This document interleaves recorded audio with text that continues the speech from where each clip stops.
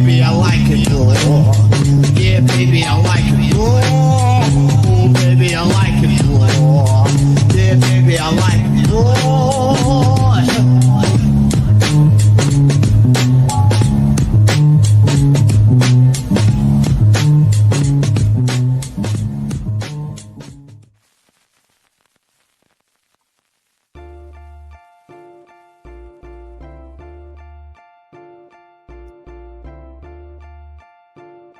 Hello, everyone, and welcome to I Like a Raw, your WWE Raw wrestling review show. I am your host, Jimmy T, and my co-host for the night is also, or for the morning, shall I say, is R to the B to the V, and of course, MS to the fucking G. I just had to say that. Welcome to I Like a Raw, fellas, and Rick. What's going on first with you, man? How's things, and what's the haps? We got the call late last night. Had to be ready early Tuesday a.m. for a little It's me, Raw RBV. And then I heard, man, we had MSG going. So I guess, yeah, I mean, you got to bring it takes the two of us to fill in for the one and only Big Ray. I know he's under the weather, man. Just hoping he feels better today, man. Get some chicken soup.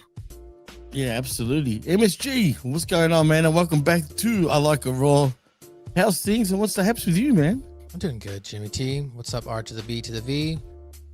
Good to see you, boys. I can understand where Big Ray's coming from. Yesterday, I had a pretty bad tension headache, so I was not feeling good. I was close to nausea and throwing up, but I fought through it. So I didn't throw up, so it was nice. But I just basically got another additional 8 hours of sleep. Put an ice pack on my eyes.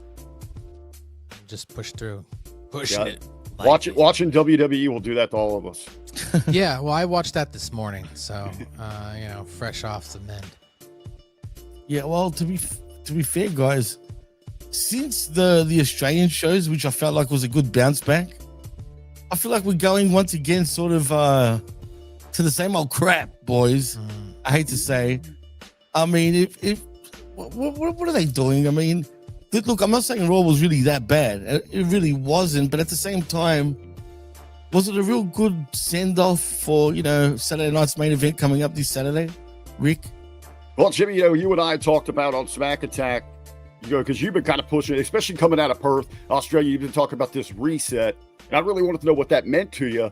But again, I think these last couple shows, back to the States, the same old, not a reset, not a redirection, It's regurgitation. It's the same old, same old. So, and again, it's what we've been crying on this platform. Many others been talking about.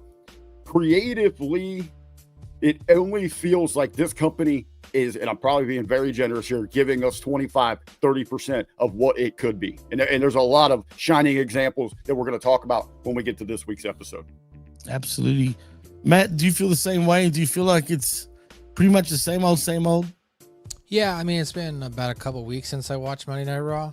So I sat down and watched it, and I was like, it feels like it's just a rehash of the same format in which they produce everything on a week-to-week basis. They tried to set it up early on, right, with Jey Uso and threading that throughout the night, so I'll applaud them for that, because at least, that made some sort of sense. They tried to push LA Knight as well with his match with Braun Breaker. I thought was pretty good. The Judgment Day stuff, I don't know, doesn't really convince me. I think it's kind of taken its toll, and it's had its time, and we need to move on from the Judgment Day, and it feels like we're getting there. But Dominic Mysterio, he's doing a great job as well. So I don't know. You guys over like gangbusters. But MSG, I think it's kind of cool that you mentioned something there. It's been a little bit since you had the time to sit down and really check Raw out. At any time watching this show through, did you feel like, damn, I missed something? Or was it like, you know what? This is exactly where I left off. Yeah, it really didn't feel like. The only thing that I missed, they told me in the recap about the Battle Royale last week to take on CM Punk. So I was like, okay. I had known that Seth Rollins, of course, was injured just because, you look up headlines for the Friday Locker Room. But I was not aware that, Yeet won. So that was new. But they explained it to me. And then it just felt like I picked up right where I left off. So, yeah, Rick, it definitely didn't feel like it was must-see TV. You can kind of go away and come back, and you're fine. It's funny how you said, it's like you haven't watched it in a while, but then you watch it, it's like you You never stop watching it. I was trying to get Jago to even join us on the show today, and he says, to be honest, I haven't watched it in a few weeks. I go, dude, no shit. If you watch it, it's gonna be, it's like you've always watched it. Just watching one episode, you'll be caught up with absolutely everything. That's how sort of consistently, I don't want to say consistently bad, but it's just consistently the same old shit. Like, you know what I mean? So really, you could go a good 2 months of not watching this promotion, and you could just watch it once again, and it's like nothing's changed. It truly feels like it's what's kind of mind blowing with it is what they have got for these distribution deals for the weekly programming for Raw, for SmackDown, for NXT. But there is no sense of urgency. There is no must see feel for the television product, for the weekly shows. Right. They reserve that for the premium live events or the specials like the upcoming Saturday night's main event. I mean, you could actually tune in just to that pre-show. Don't worry about watching for the 4 to 6 weeks between, these extravaganzas that they're selling. Tune into those pre-shows. And actually, it many times I've done this for you. You miss a week or two, you miss a few episodes. You just listen to those packages, those vignettes, the pre-show panel, and they'll have you believing, damn, that was probably some good weeks of television. But we know the reality of it. There's a lot of filler, a lot of dead time, as MSG kind of was talking about. The same old format. And that's what's the most frustrating, I think, about their weekly product is, again, they're selling to these major distribution outlets the live television experience, which is so important that you see from the major sports. The NFL with their gangbuster ratings, all the other big sports are must grabs for the networks. WWE's been selling that same thing, but it is just a load of crap. Yeah, what's odd also, like why do such good strong shows when they were down under, obviously 3 weeks ago now, and then return back to the same crap? I don't get it. You know what I mean? And like Tim Cooper says, I think WWE's only giving 20% effort because the money keeps on rolling in. I mean, could it be that, Matt? Do you think because WWE generously gets so much money for their TV shows, does that cause them to slack off a little bit? I mean, I don't want to say yes because obviously I don't work there, so I can't speculate. But I mean, you'd have to assume, based on the product that they're putting out, it does feel like they put more effort into the PLEs versus the actual weekly television. Definitely. So 100%. Could they be giving more effort? Certainly. But you also have to look at how they're positioning the talent as well. There's not one real big superstar right now. And without that one big superstar, it kind of makes the show feel a little flat because there's not one big overarching storyline that hooks you in each week. If we go back to the Attitude Era, everybody was watching for The Rock or Stone Cold, and they were threading that throughout the show. And then they introduced different things that had their own storylines as well that you could get on or not get on as far as a fan. But I don't know. So I think that's where they're at right now. They're looking for that next big star to be the face of the company. Because I don't know, Cody Rhodes doesn't seem like, I'm not watching SmackDown regularly, so I don't know. You guys can correct me if I'm wrong, but it doesn't feel like he's that guy. I mean, they've tried, but it doesn't feel like he's crossed over into that mega stratosphere that a John Cena did, The Rock did, Stone Cold Steve Austin,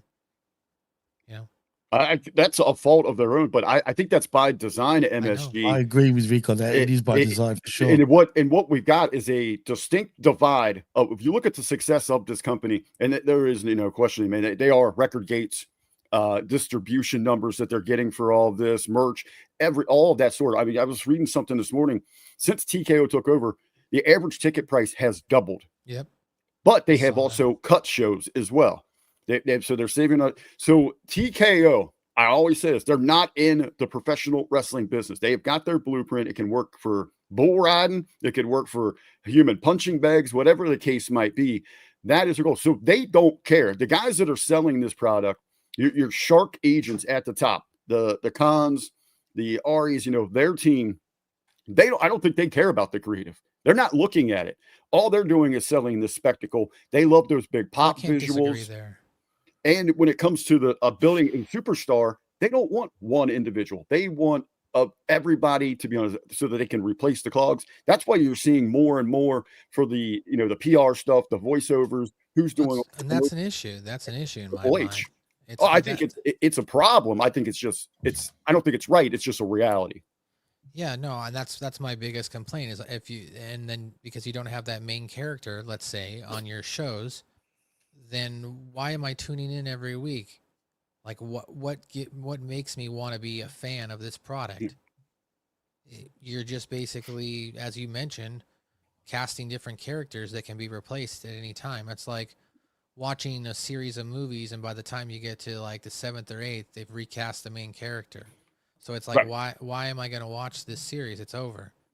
Like with The Office, for example, when they got rid of, Steve Carell, or when Steve Carell left, I should say, did a lot of people like those episodes? Yeah.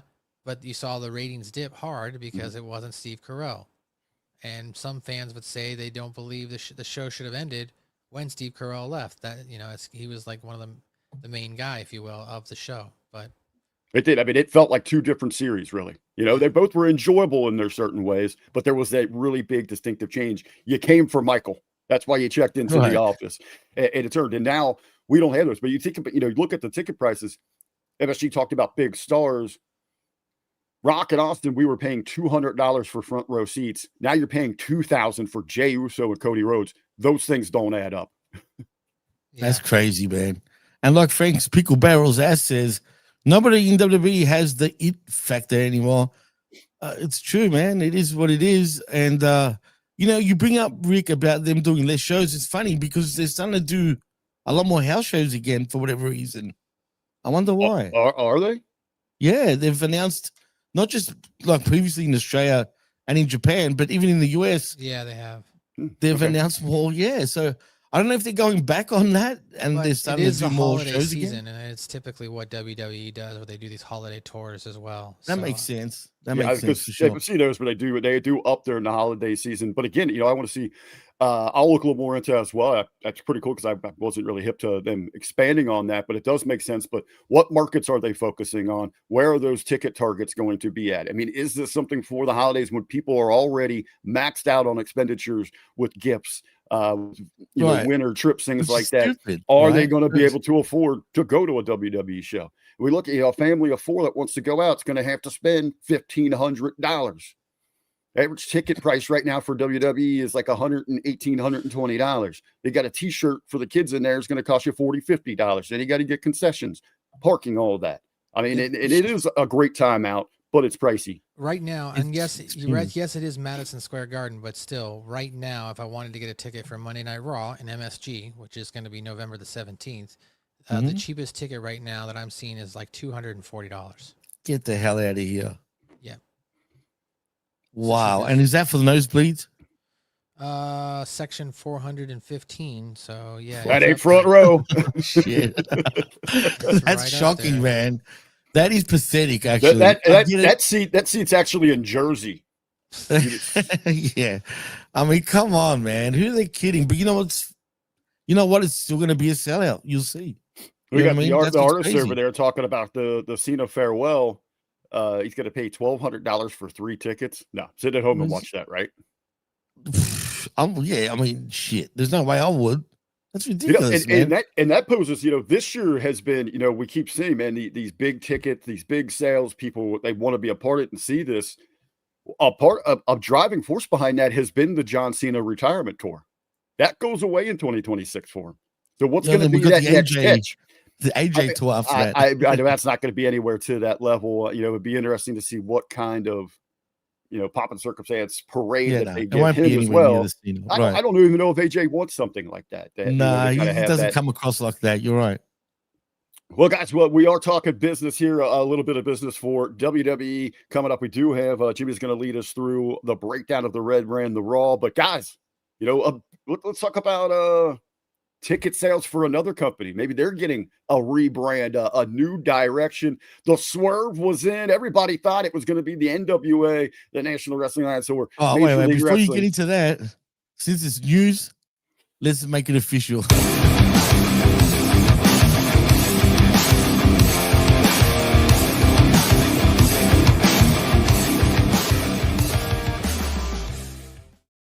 Is that our news? Rick, go graphic? for it. That was the review one. I'm speaking of the Oh, swerve shit, it was too. around You hit the the wrong world. one.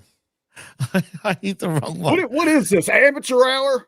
You know Come what? on, Let me come on, restart that. This is officially the new.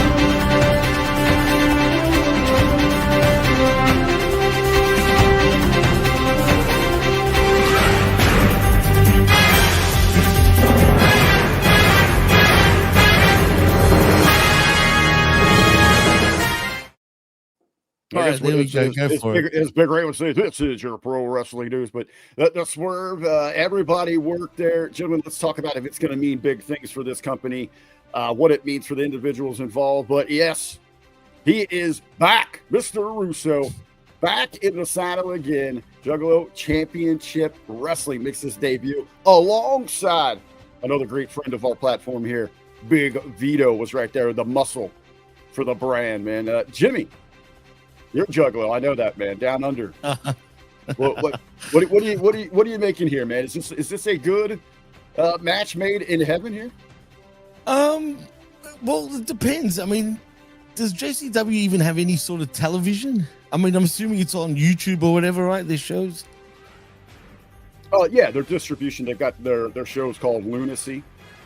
Here, I know Brandon does some watch-alongs with them here, but no, like mainstream distribution. But that's not really their style. Right. Well, from what I saw online, it seems like a match made in heaven. The only thing is, I did get excited when initially the rumors were about it. Vince possibly joining NWA. I thought, oh, that's a big deal, and everyone around the internet was actually talking that was a big deal. And it would have been great for NWA and Vince Russo. Unfortunately, it is Juggalo Championship Wrestling. Unfortunately, and Oh man, Jimmy, you're gonna get yourself in trouble here on the platform, brother. Better choose those words. No, carefully. look, I love I'm you. just Come kidding. on. Hey, I'm I think the opposite of you here, and I'll share in a minute. But MSG, your thoughts on Vince, Mr. Russo, in the new partnership? so I'm gonna openly admit that I thought it was happening. In fact, like I texted Ben, I was like, "Are you working for NWA now?" Oh, shit. I was Oh, like, okay, you bought the NWA. Okay, so we can share See, this. that's why I'm disappointed, just quietly, Rick. I was like, I bought it for a second, and then Ben was like, "No, I haven't heard anything." So I just was like, okay, but I didn't post about it or share anything. I was just like, okay, I'm gonna ask Ben, and that's it. And then yeah, a couple days later, Russo comes out and says, "You got worked again by the dirt sheets. That I'm not working for them. I'm working for JCW." And I was like, Russo swerve, like. 100%. That was his doing, dude. No doubt about it. But why use the NWA to do that swerve, though, guys? I mean, Well, because he didn't say it. Other people said it. Mr. Russo just leaned into it. He never came out and said the letters NWA. This stemmed from over on Keeping It 100. They were breaking it down. Where could this be? They were trying to read some of the clues. He said it's, the company's been around for 20-something years. He's had working relationships with these individuals. So obviously they started just assuming what it was going to be. They talked about MLW, Major League Wrestling, and then the NWA came of prominence. So over on the Sports Keto, on the farewells, on their sign off, Mac had asked him, said, "Hey, we heard you're going here." And Russo, you could even see it in. He kind of laughed and he shook his head like, I've got you here. I think it makes more sense. His style of writing, which is going to push the envelope, allows him a lot more freedom to play into real world hot button issues. Mr. Russo's already said in some of the stuff he's written, they're already going to touch on drug testing in sports. They're touching on Me Too, where one of the female talents is going to use that. They're going to push the envelope, and he's going to have a lot more freedom to do that with Juggalo Championship Wrestling than the much more traditional fundamentals, very conservative, hold under the reins style of the NWA. I think this is a much better fit for him. And with MSG and with MSG's talking about, I had seen some rumblings a couple of weeks ago. So it's the same thing. You send it over to Ben, and you get the keep it on the low. And he just sent me a GIF of the ICP. oh, really? Oh, God damn it. So there you go. I mean, he obviously knew all along. But yeah, just because, see, I didn't know. I don't know how that rumor started and whatnot. But all I heard was apparently, because it was all over the dirt sheets, it was that he signed with NWA And this is what I meant before. It's not like I'm disappointed that he's in JCW. It's just that when you see that, and then you see him signing with JCW, and I'm not trying to like say bad shit about JCW. They've been around for years, man.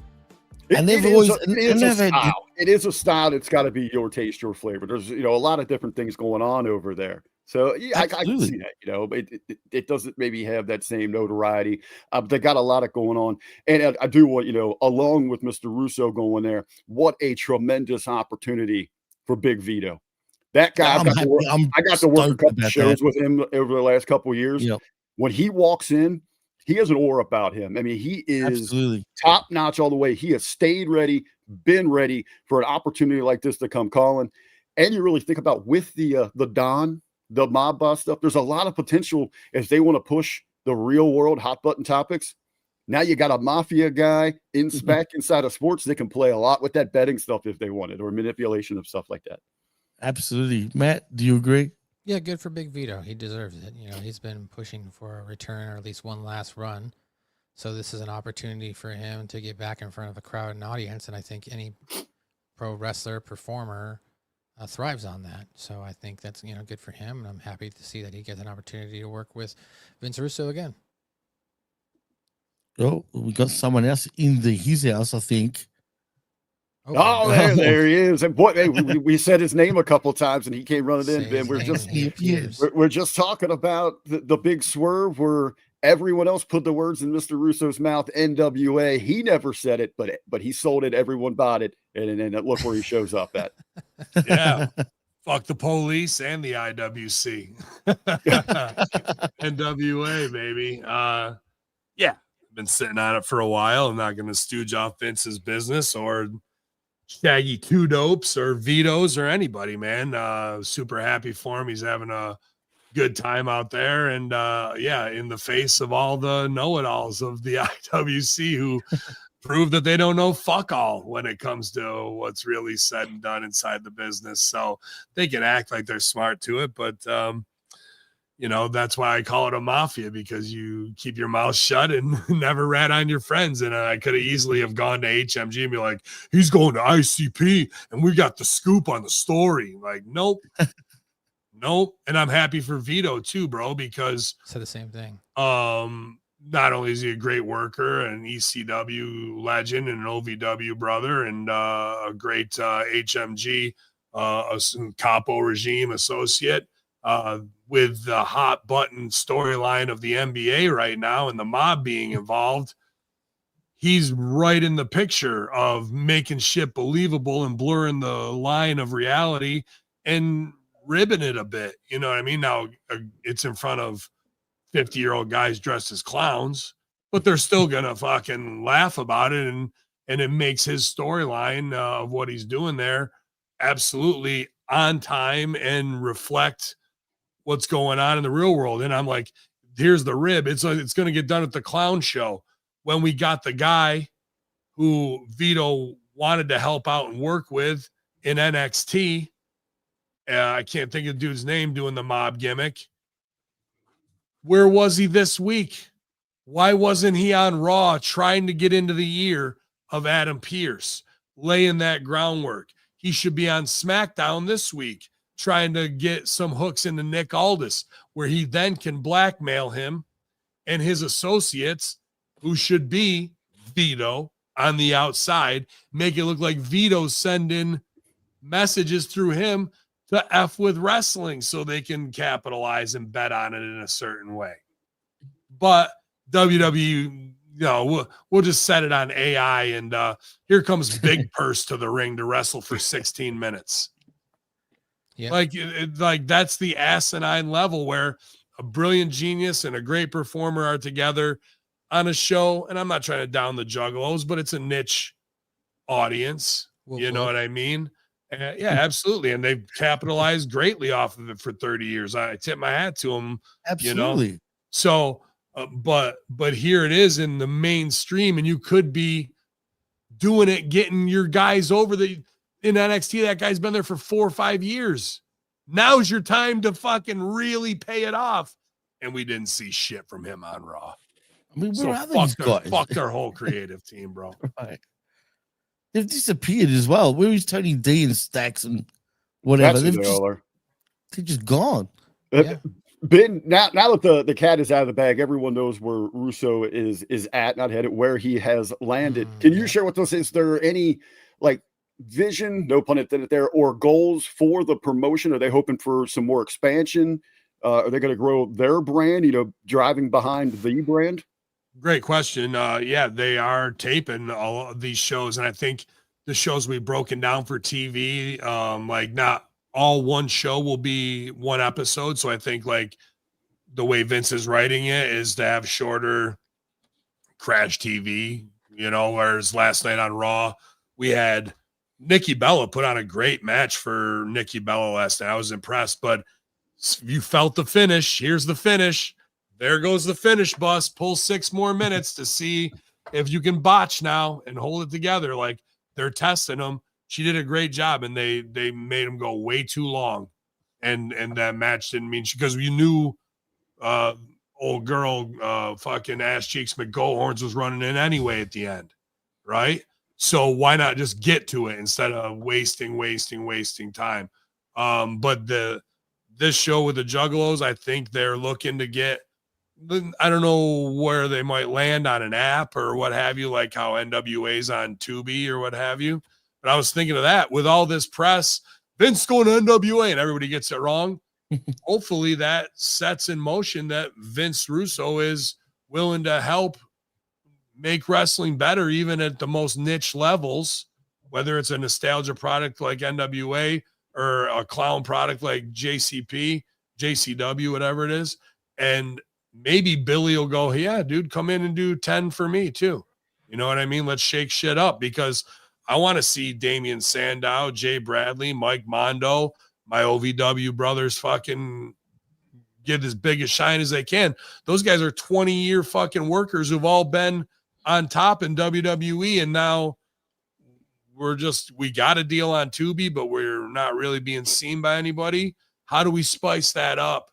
And how do we use the leverage of the Smashing Pumpkins to do a free concert or some shit to get eyes on the product in a barter way where Billy doesn't have to come out of pocket with money in hopes that pays off? He's got a lot of entertainment leverage that he could use to get his NWA product more light. But right now, I just like that all the fucking goofs in other podcast realms who think they know prove once again they don't know. But by tomorrow, they'll be back going, I broke the story first. Well, guess what? Your story was completely wrong, and you're a fucking moron, Mark. Yeah, no, So, and I agree with you, Ben. You've mentioned it before, utilizing the Smashing Pumpkins as a way to bring more eyeballs to NWA. I mean, is there an opportunity as well just to even change the format or style of NWA and have quicker matches, but have Smashing Pumpkins playing background music to it? I would use like the live catalog. performance. Well, that's what Paul E used to do. He would use ripped off music to do music videos in the MTV era of highlights of New Jack or Tommy Dreamer and Raven, to Alice in Chains would be in like that as you recap going into Cyber Slam 97 or whatever the fuck, right? And it was completely bootleg and illegal, which made it even cooler. So to use Smashing Pumpkins as a highlight reel instead of worrying about we've got the original NWA set, it may be time to pivot to that, Maddie. I don't know about having them, playing live, but like that's your catalog.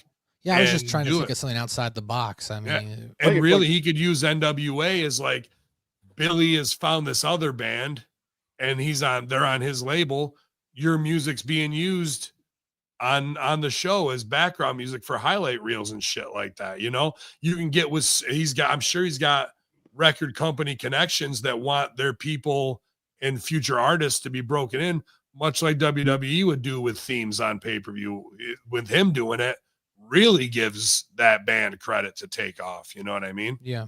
I think to piggyback on what MSG said, and maybe this is what he had in mind, instead of just, instead of where they're focusing, as you said, on the set and studio wrestling is returning, why not go with like a rocking wrestling revolution where they're taking the NWA to like music festivals? Exactly. Isn't that what Juggalos are doing? Like Right. every Are they? Juggalo show is that. Yeah, like it's not just a wrestling show. I'm pretty sure the wrestling component is part of like the concert, which I believe the ICP shows are almost each one of them is like a mini festival. You know what I mean? Where they have such a hardcore niche fan base that they have stuff like that set up for them at every place they go to. Yeah, So to me, I mean, if you had something like the music there, if it's ICP, if it's Smashing Pumpkins or local bands, artists that they're getting, you could work the wrestling in there and then add in something like an X Games. So you got this trifecta that kind of draws that same audience, and now you've got this mass merger of everybody. Well, yeah, I love that. And 2CW, we got to do a couple of those because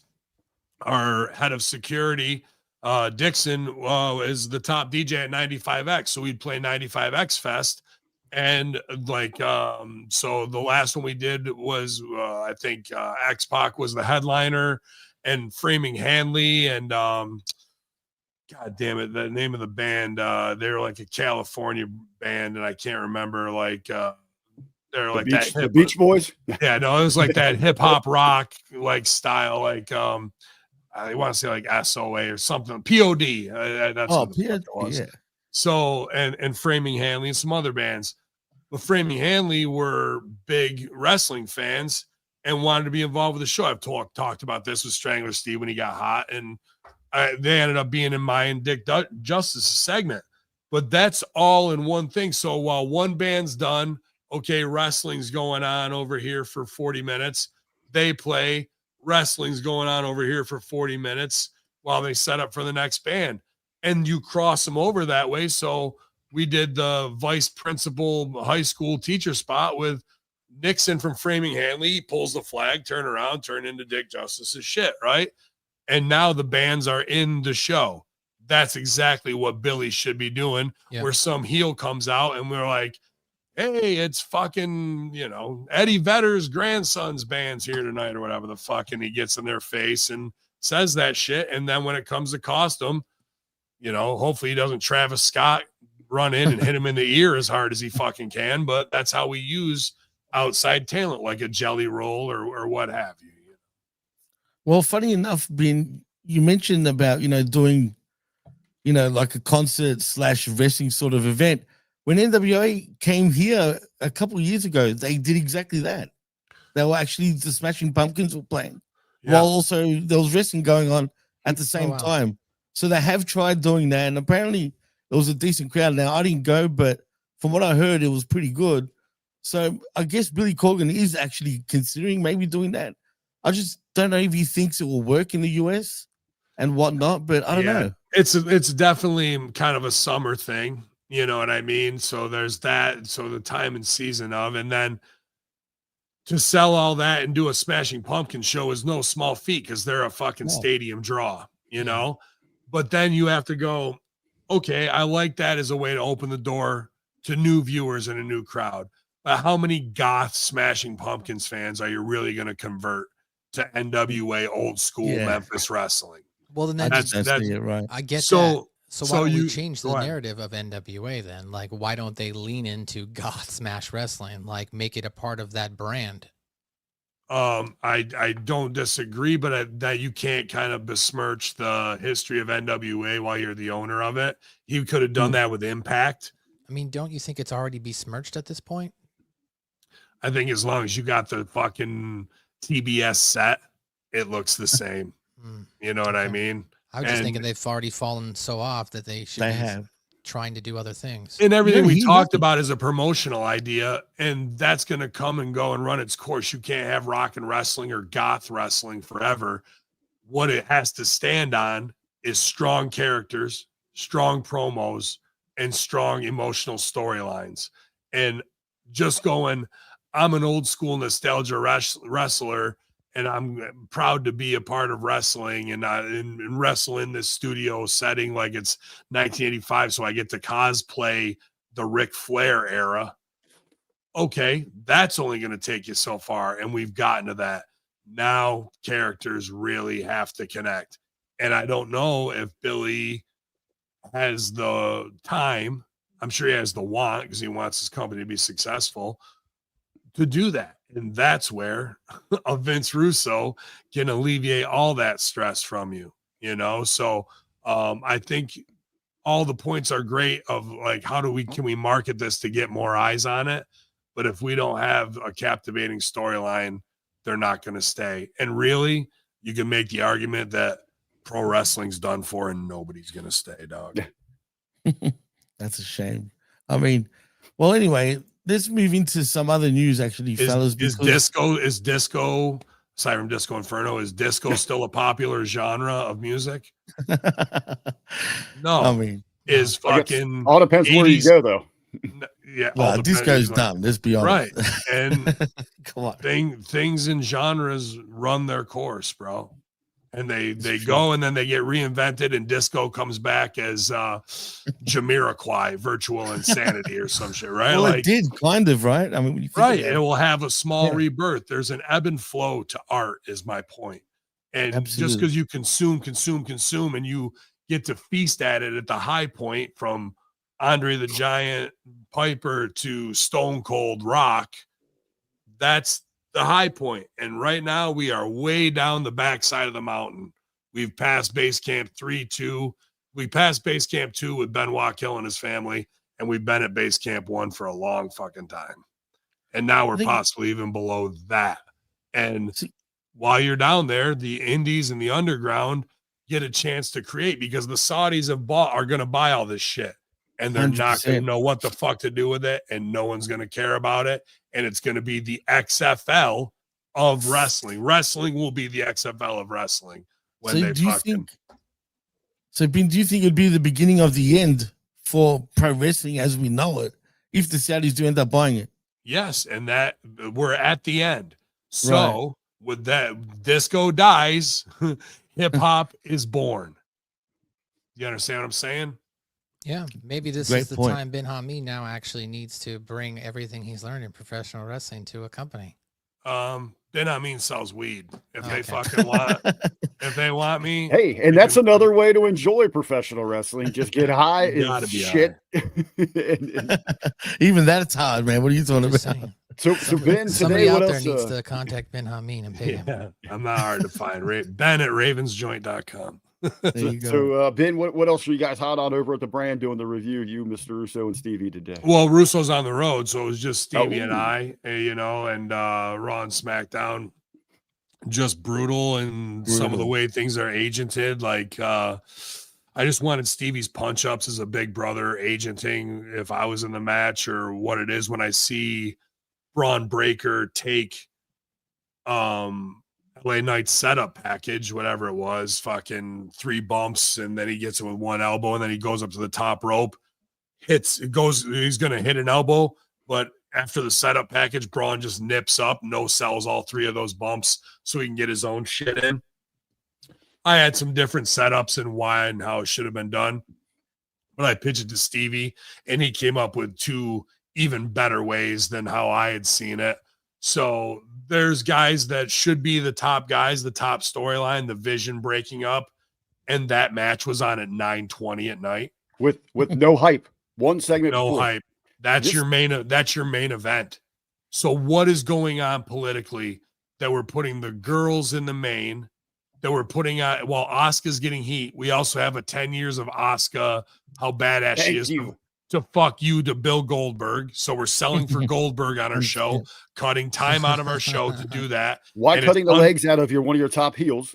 Now we're supposed to praise and celebrate her? Exactly. So now politics, old boy shit is way more important, and fuck yous and tests are way more important than even trying to format a show properly, selling for a guy who's not on the show by undermining the storyline of the talent we're trying to build by making her a baby in the pre-tape, but she's a heel at the end of the show. That doesn't make sense, right? People need a fucking slap in the mouth, bro.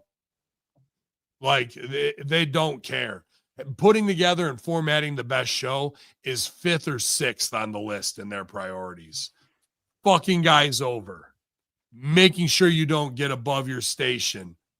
Testing you once we do push you, only so we can drag you back down so we can see how you fucking then deal with it. Rhea Ripley, Jey Uso, Damian Priest. Like being a guy that should be on top, but you're not going to be because maybe your dad has heat. So we called you Breaker instead of Steiner, like we should have with Rhodes and Orton. That makes sense and make money. Oh, LA Knight, you don't like to play politics and kiss ass? Guess what? You're not going to fucking get to where it needs to go because you're almost there, but Cody and Punk need to get their shit in. So never mind. You're back down to this. All these things are going on before they even look and go, you know, maybe we shouldn't put 2 women's singles matches back to back and give them 12 to 16 minutes each. What could possibly go wrong? Hey, bizarre. Get the new big Lily doll, though. 2 times as big as the other Lily that didn't sell. Great. It's weird. No, because the thing is, I know WWE, like even Triple H, right? They're not as stupid as what they're putting out. They can't be. They are. I mean, this is life inside the bubble, my guy. And people understand it. And if you say anything, now you're not just LA Knight under the glass ceiling. You're Killer Cross. And Aleister Black and his wife just took your spot. Exactly. That's what we're saying as well. Right? Which is not a coincidence. I know people say that Aleister Black had that gimmick before. Cross. Get me Big Lily. Yeah. But let's be real. Once they put Zelina Vega in the Scarlet spot and the way she was acting, coming out with Aleister Black, that is Scarlet all the way, man. I mean, yeah, but you with Killer Cross and her and him, you have Pulp Fiction, right? With Aleister Black and Zelina, you have the Addams Family. It's not this. It's not a 1-for-1. Right. You're right. Absolutely spot on.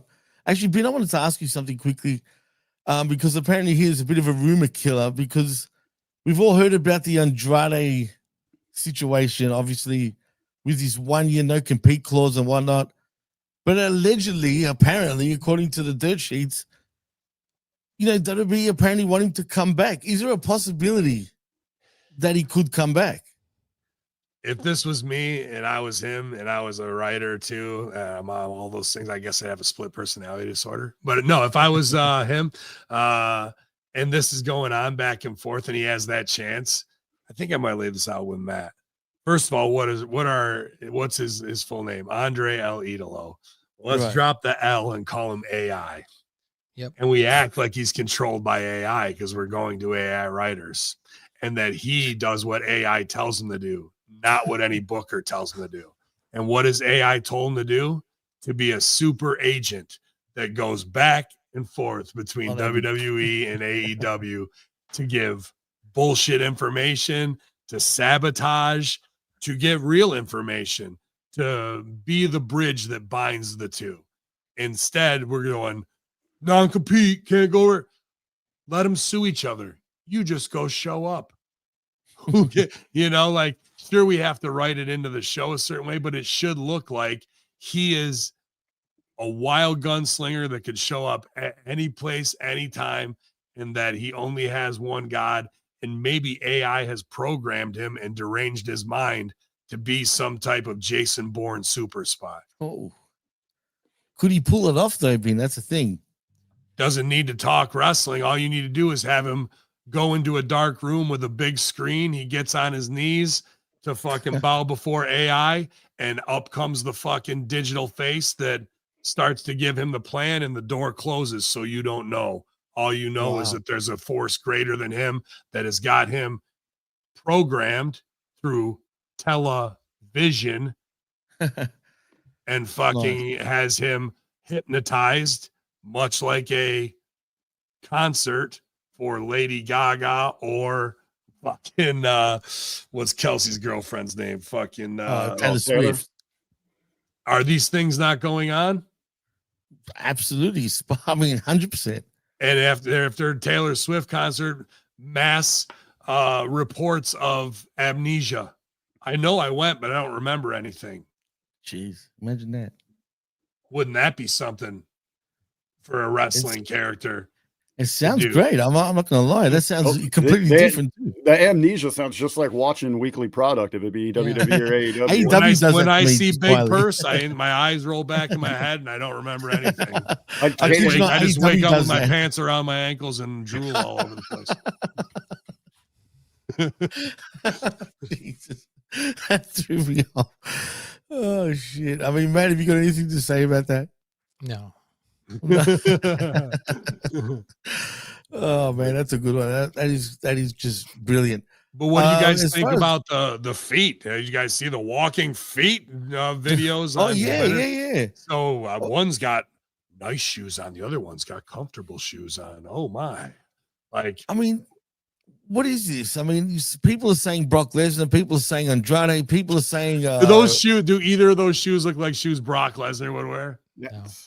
Brock Lesnar wears Red Wing steel toe fucking work boots. Who do you think the jeans guy was actually, in your opinion, Ben? I mean, who could this possibly be? That made me not give a fuck. Oh, somebody's got jeans and penny loafers on. Stand back. Somebody's about to get an ass whooping. That guy's got jeans on. It's casual Friday. Fuck out of here. What's funny though, someone actually typed Grok on social media and asked, in their opinion, in Grok's opinion, who these four people are. And the Grok, I call it the Gronk. That's Aussie slang for just. I call it Grok Lesnar. Grok Lesnar, I like that. But yeah, it thinks that it's pretty much the Vision, other than obviously Seth Rollins. If they really wanted to pop me, they would keep doing it. And every step they take, and then all of a sudden Tony Atlas would be laying on the ground with his face there, and they'd step on his face and then just keep walking. Like that's about the only thing that'll. It couldn't be any more lazy and any more like, hey, let's fly out to San Antonio. Make sure you bring nice shoes. Great. What are we doing? I'm going to tape your feet for 8 seconds and put it on WWE Twitter. What a wonderful use of my time. I mean, people even think it's Jericho, like the artist return says in the chat. Even people thinking it's Del Rio. Now, me personally, I'd love if it was Del Rio. I don't think it is. Liability. Because I was watching a lot of his stuff towards the end of his AAA run, and it was actually quite entertaining. I'm not gonna lie. I thought he was doing pretty well, man. I'm not saying he's a shitty worker. He's an awesome worker. Right. But liability. And now watch. What will they do? What do they do with John Cena? Well, who'd they bring back middle of John Cena's run? True. Talked about it already. Brock Lesnar? No. Yeah. I choose the same. Would you rather face Brock Lesnar or your former fiance? Oh, Nikki Bella. And so when they bring back Del Rio, guess who's getting rehired? Soraya, Paige. Just to do what? That. Just to fuck with them. Just to fuck with them. This is what number 1 and 2 are on the list. Best show down the road, 5, 6, 7. We'll get to the show. But why do they play Del these Rio's coming back? games, Let's Ben? get Soraya. Let's see how they do. But why do they do this? Why do they want to head fuck? You know who else is going to be in the car? Del Rio, Soraya, and New Day are all going to ride. And you know think they won't? You think they won't who's going to be filming those feet? Go get me. What's his no. name? The old GM from back in the day. Yeah, That Brad filmed all that Maddox is shit. back. Yeah, Maddox. We need competent referees. Bring them back. Bringing it back. Oh shit! Imagine that. That'd This be is great. what these motherfuckers live on, bro.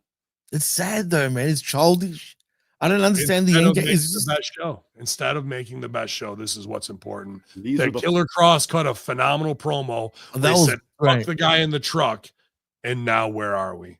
Instead of the whole thing should have been the guy in the truck tries to fuck over Killer Cross the next year by Right. setting up tests that he fails somebody past the big one to get to the guy in the truck, because there's nothing more than the guy in the truck wants to be back in the ring in the spotlight in a one-off. But guess what? His ego cannot help him pass the torch to the next guy that would be what he was on the roster, and probably do it even better because he understands what's truly cool and cinematic. And it ain't Terminator 20 years after Terminator. It ain't Conan the Barbarian 30 years after Conan the fucking Barbarian. And See, that's that's what sad. goes on, bro. Plug and play. That They're is just sad. plugging in different characters week after week. Can't be more over than me, buddy. Fucking cab driver in India told me so. That's why Jinder couldn't go over. I He mean, was key with crotch shopping. Well, Ben, you got to remember, there's only 5 guys that have ever gotten this That's business. it. And I think you guys are all wrong about those shoes. It's Veer Mahan. Veer Mahan's on his way back. And it's gonna don't say that. Imagine that. Oh man, I'll be like, fuck this. I'm not watching it ever again. But in saying that, with Cross, before we get into Raw, I feel like, I mean, was he like, you know how you mentioned about like backstage, you know, when he did that promo after SummerSlam, I think it was, when he was angry and whatnot on the Sam Roberts show, whatever it was, you know, half the people in the back didn't even know that was like a work, you know what I mean? Good. And some did, yeah, but that got him heat though at the same time. Was that I feel like they set him up literally to fail. If you're one of the boys in WWE and you fucking think somebody's shooting, you're a fucking idiot and you don't belong there. If you 100%. are getting worked by the boys on the roster, you should not be one of the boys. If you're in pro wrestling at that level and you don't go, everything's a work, I don't know what the fuck to tell you. And that's one thing. This is not because I love my brothers, Stevie Richards and Vince Russo, devout Christians, but I don't know how any wrestler can even believe in any religion, bro. Like, I have no idea how someone can wear robes, come out to music, fool everybody for their money, and then turn around and go, no, that guy up there in the robe with the funny music that I'm giving money to, he really is connected to God. But when I do it in pro wrestling, it's a fucking work. It's all a work.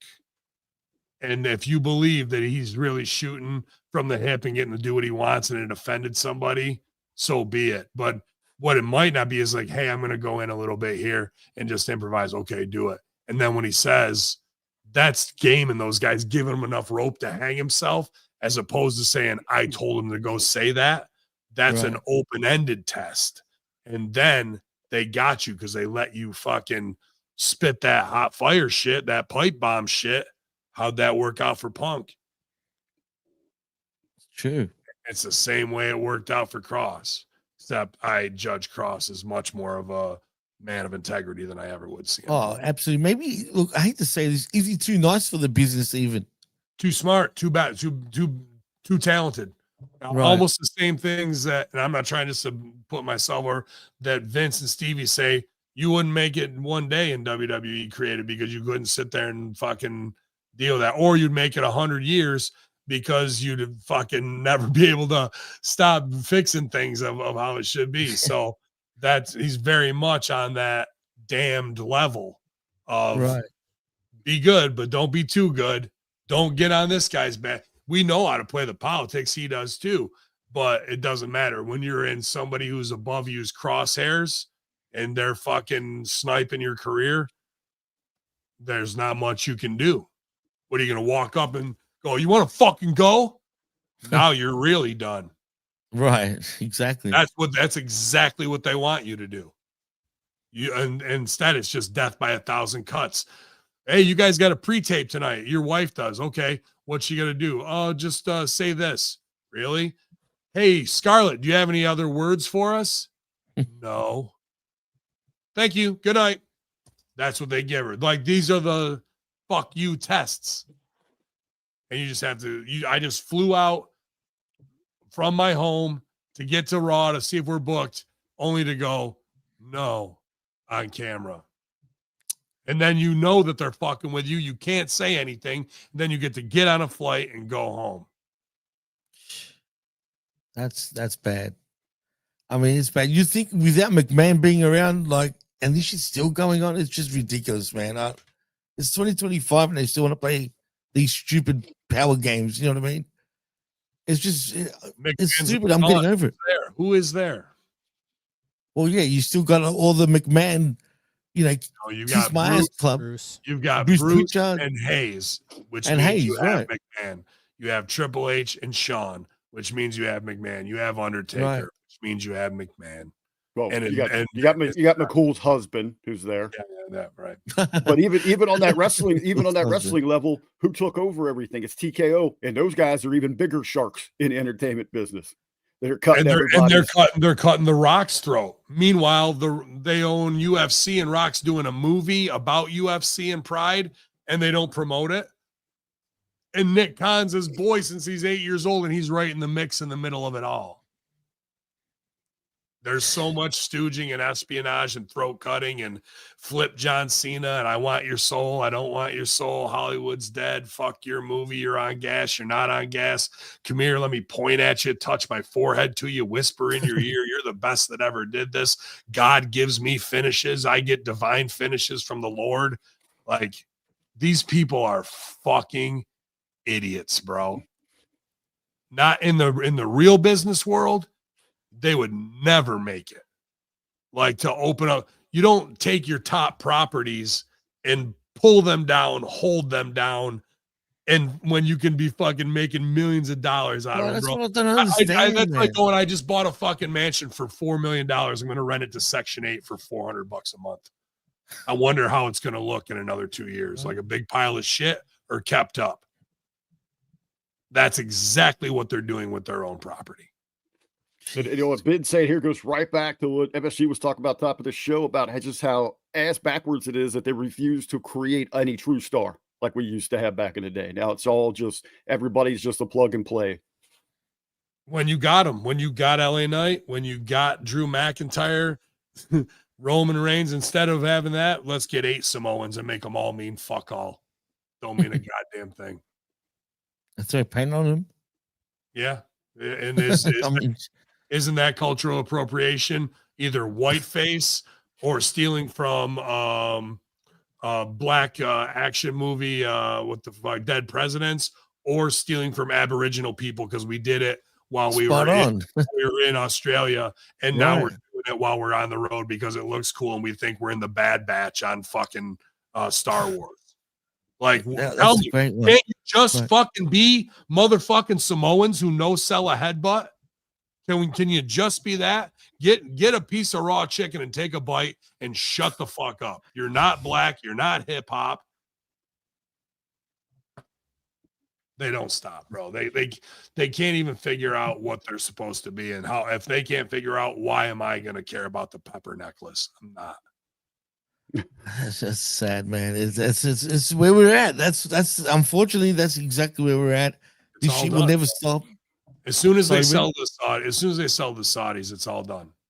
See, and even when that does happen, because I truly believe exactly what you said, will there still be an American-based company, do you think? Like, will the WWE headquarters still be based in Connecticut, or will it possibly move to Saudi Arabia, you think?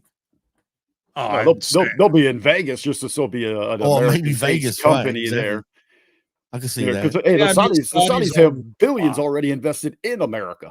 Yeah, they own Rodeo Drive, Cali. They own a lot of Vegas. Really? But it is a good question. Yeah.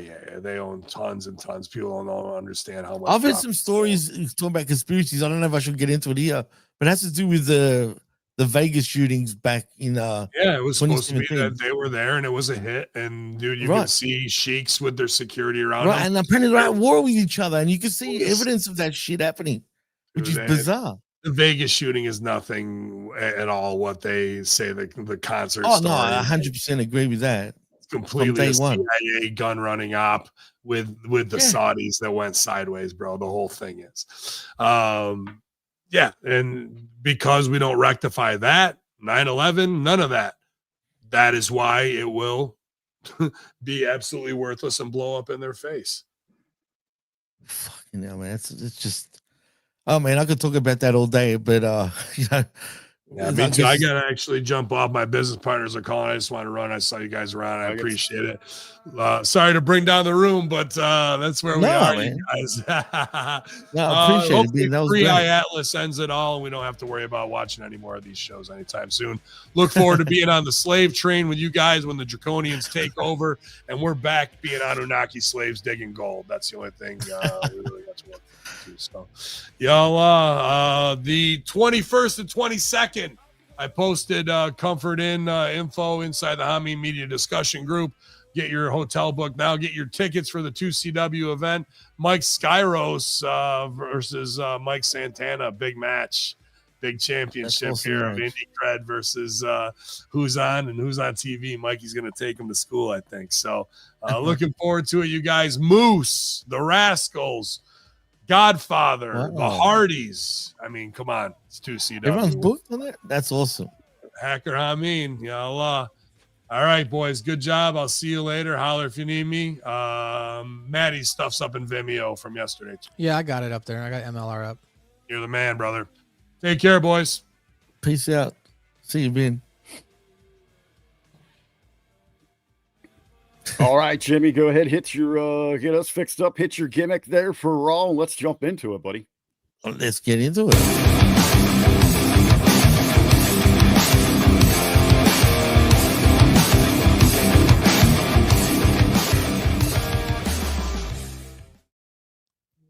Well, let's get right into the Monday Night Raw as we see Punk and Jey Uso are in the ring.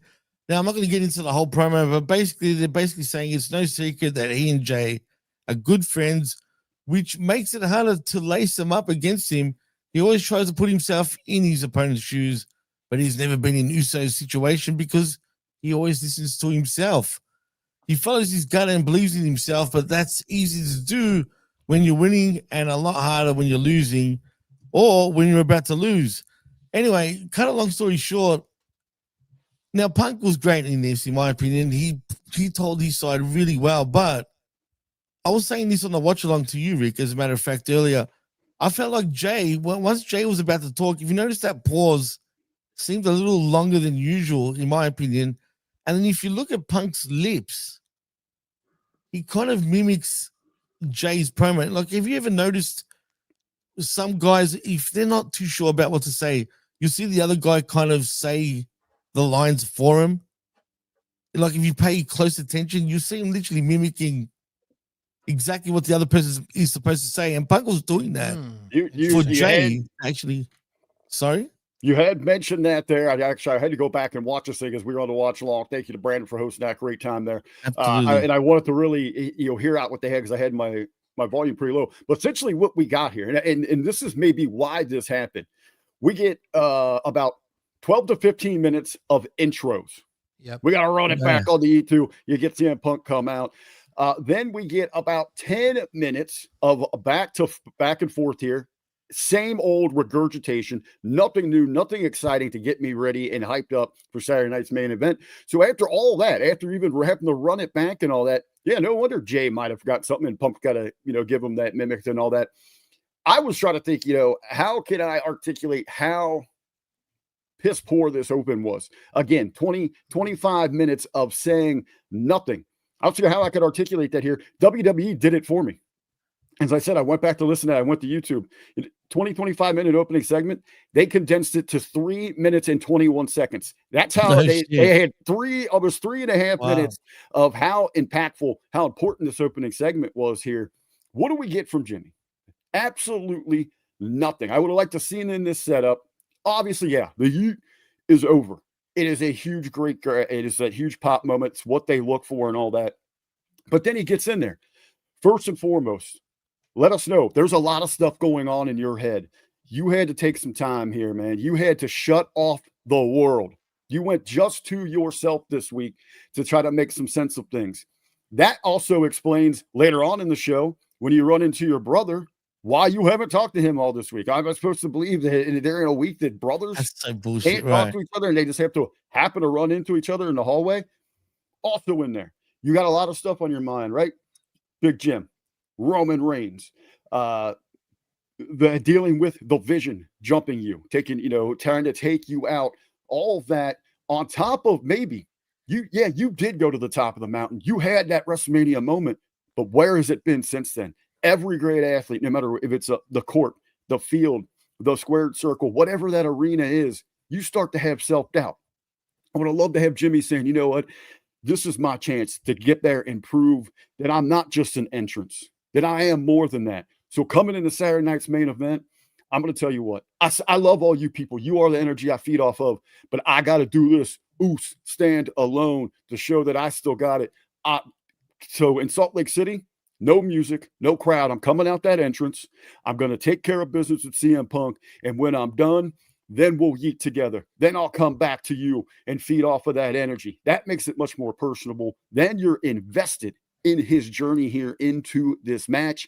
And also on that, if you have Jay come out without the going through the crowd, without the music, you hopefully create, and you can kind of manipulate this yourself, WWE, but you could have created a very organic moment because you know that crowd's still going to start doing the yeet, even if they're prompted to or not.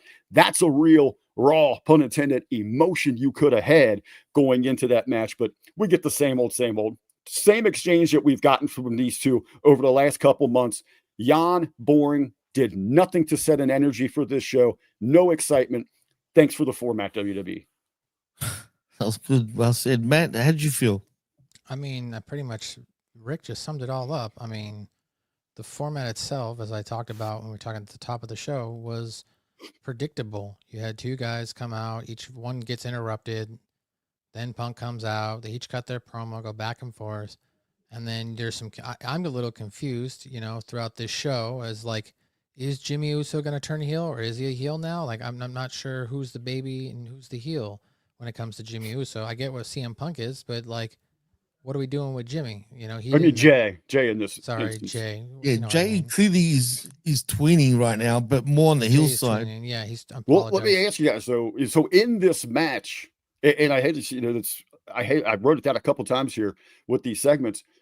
Does the loser of this match between CM Punk and Jey Uso, do they have to turn heel?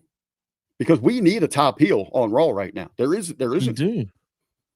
Yeah, I mean, I would imagine that Jey Uso turns heel.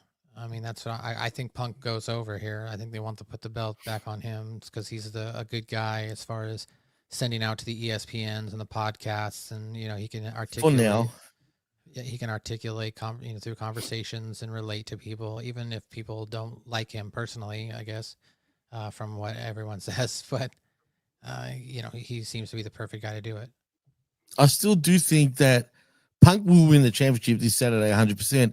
But I think the bigger picture is for Braun Breaker to get that championship off Punk in the near future. I think that's where we're leading to. I mean, Rick, am I wrong in saying that?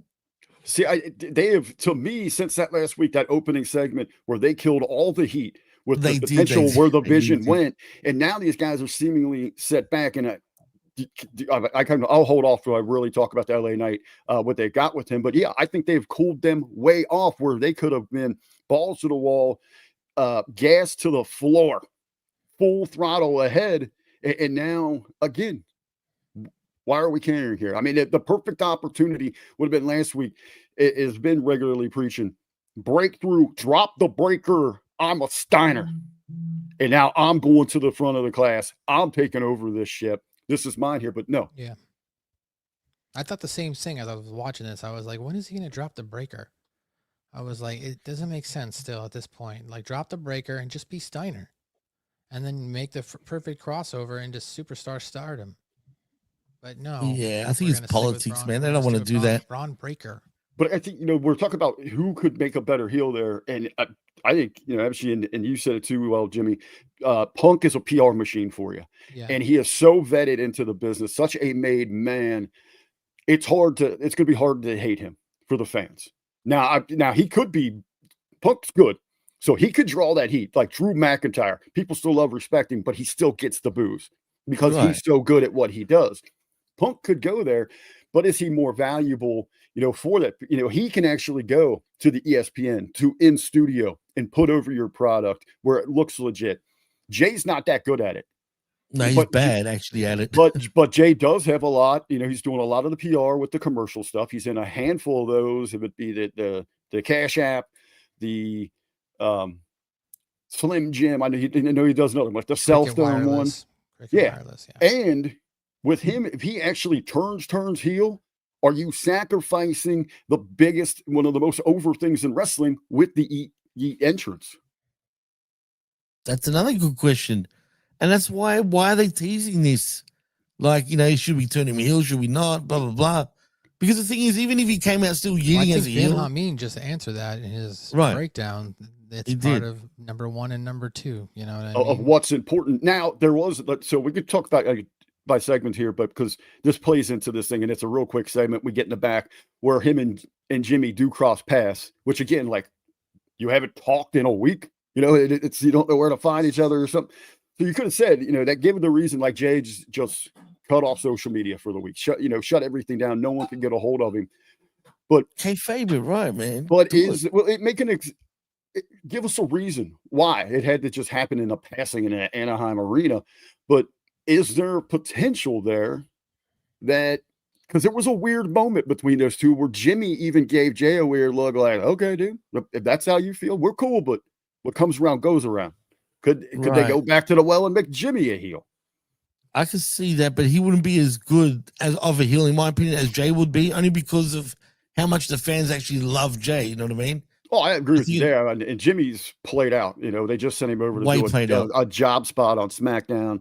I don't think there's any. I mean, he's on the total poll. He's a little lower than Solo when it comes to the bloodline. He actually probably is. As bad as that sounds, yeah, I actually agree with that. Matt, do you feel the same way before we move on? Yeah, I mean, they set that up in the bloodline, right? I mean, they always had Roman Reigns tell Jimmy that Jay's the guy, that Jay's going to be the one to take over. So Jimmy, I mean, has been positioned in such a way through storyline in the eyes of the fans as someone who cannot be the guy. You know what I mean? He doesn't have what it takes to be the big time star like Roman Reigns and now his brother, Jey Uso. And he really doesn't, to be honest. I mean, I can never see him, become champion ever, like in the future or near future for that matter. But it is what it is. But anyway, we'll see what happens there. I think we should move on from that. It is a little intriguing, but we'll see what happens on Saturday particularly. But next, we do get our first matchup of the night. And it is between Penta and Rusev. It is a WWE Men's Intercontinental Championship #1 contenders match. It was a good one-on-one match, but unfortunately, it ends up going to a no contest, I assume. Did they even say it officially? I don't think they did. So presumably it was, I guess. Yeah, but just match thrown out. Yeah, it just got thrown out. They didn't even tell you why and whatnot. But it was obvious on the why. But I'll give you a fun fact, guys. Did you know Rusev has lost more in WWE in his little time back than he ever did in AEW? There's a fun fact. Well, I mean, he only worked like 5 days in AEW. I know, but he had actually 50 matches in AEW. Doesn't feel like it, but apparently he did, and lost 4 matches. And yet they never utilized Rusev in a way that they could put the title on him and make him one of their big time monsters. They're treating him like shit, in my opinion, right now. Really, he's just there to just put everyone over. I mean, Rick, doesn't it feel that way? Do they really care about Rusev? You mean here or in AEW? So in WWE, that is. No, not AEW. What you've got here is working back up that ranks here. And when you look at the body of work, I like this match. We were talking about it over on the watch along. I enjoyed the pacing where you got Penta, one of the kings of the lucha style. Everything's going to be fast paced. He's going to throw everything at you. He's going to keep you on your toes. And Rusev, the other style, who's just a ground and pound brute, he would step away. He was real quick to get out, slow things down in that pacing.